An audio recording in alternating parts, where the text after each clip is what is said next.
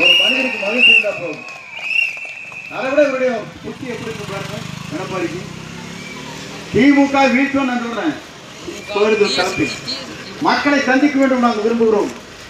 ஆனா இவர் என்ன சொன்னாரு? பாட்டன் குடிச்ச உதயநிதியால் செத்துருந்தா பரவாயில்லைங்கிறாரு. கொரோனாவிலேயே ஸ்டாலின் செத்துருந்தா பரவாயில்ல. செத்து நீ வரணும் கிடையாது. நீ என்னையே அவ்வளவு கொடூர புத்தி உனக்கு. தேர்தல்களுக்கு சந்திக்க முடியாத கோலை நீ. உன்னால் முடியவில்லை. ஒரு செத்துத்தான் நீ வரவன் சொல்ற அளவுக்கு பேசுறாலும் ஒரு தலைவராகவே தகுதி இல்லாதவர், ஒரு முதலமைச்சருக்கு தகுதி இல்லாதவர். நான் சொல்றேன். ஏன்னா வருத்தமா இருக்கு. கம்பராமாயணம் 6 கண்டுபிடிச்சான்னு சொன்னா தேக்கிலா இருக்கிறார். எங்கேயா தலையெழுத்து தமிழ்நாட்டில். இதையெல்லாம் கேட்டுவிட்டு இவருடைய ஓட்டு போடுவதை தகர்க்கப்பட வேண்டும். நாளை தேர்தல் வருகிற போது அம்மா பேரை தலைவர் பேர் சொல்றதுக்கு இவருக்கு யோகிதை கிடையாது. அவர் புனித தலைவர்கள், மனிதனை மிக்க தலைவர்கள், மன்னிக்கக்கூடிய தலைவர்கள், மக்களை ஏற்றுக்கொள்கிற தலைவர்கள். அந்த தலைவர் பேரை சொல்றதுக்கு இவருக்கு தகுதி இல்லை. துரோக புத்தி இருக்கிற பழனிசாமிக்கு ஓடோட விரட்ட, திமுகவை ஓடோட விரட்ட வேண்டும். திமுகவுக்கு ஒரு முற்றுப்புள்ளி வைத்து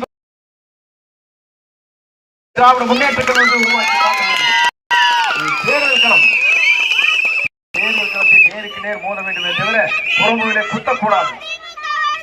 நான் போன வந்துட்டு நான் பின்னால முதுகு குத்தக்கூடாது. இது தேர்தல் களத்திலே நேருக்கு நேர் சந்திக்கின்றதான் வீரன். நேருக்கு நேர் என்று தேர்தல் களத்திலே போட்டியிடுவதுதான் வீரன். ஆகவேதான் இங்க வந்திருக்கிற குழந்தைகளும் சொல்றேன், உடனே கேட்டுக்கணும். விசில் அடிச்ச இல்ல, விசில் அடிக்காதுங்க, விசில் அடிக்காதுங்க. ஒரே சொல்லுவேன், விசில் அடிக்கக்கூடாது. ஒரே சொல்லிடுறேன். 23ஆம் தேதிக்கு ஓட்டு போட முடியாத குழந்தைங்க அத்தனை பேர் என்ன பண்ணுவோம்னு தெரியுங்களா? காலையில் எழுந்து சாமி கும்பிடுங்க, அப்பா அம்மா காலில் சொல்லுங்க, விஜய் அங்களுக்கு விசில போட்டு வந்தா தான் நான் சாப்பிடுன்னு சொல்லி பிடிச்சிருங்க. வேலை முடிஞ்சு பண்ணி முடிச்சிருங்க. அதை பண்ணால் விட்டுறாதீங்க. உங்கள் எதிர்காலம் பிரகாசமான எதிர்காலம் அமையும். ஏன் சொல்றேன்னா, 5 ஆண்டுக்கு ஒரு ஆட்சி மாற்றம். படிக்கின்ற குழந்தைகள் அத்தனை பேருக்கு உயர்கல்வியும் இலவசம். படித்து முடித்ததற்கு பிறகு அத்தனை பேருக்கு வேலை வாய்ப்பு.